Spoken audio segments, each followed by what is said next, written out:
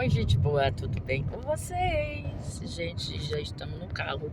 O irmão que está levando a gente para o aeroporto de Vitória da Conquista. É a primeira vez que eu vou pelo aeroporto de Vitória da Conquista, né? A minha irmã já ficou lá com meu irmão, a Ângela já chegou lá para fazer a fisioterapia e estamos indo. O voo está marcado para 10h40. Eu recebi a notificação, já foi o check-in feito. Eu não conheço, né, o aeroporto, então vamos ver como é que é. Tá bom, pessoal? Então, vamos torcer que Deus nos dê uma maravilhosa viagem, que a gente chega lá na proteção de Deus, tá? Aproveite aí os meus vídeos, se inscreva, compartilhe e ativa o sininho, tá bom? E vai lá no meu primeiro vídeo para conhecer a minha história. Beijo, beijo, beijo. E fique com Deus.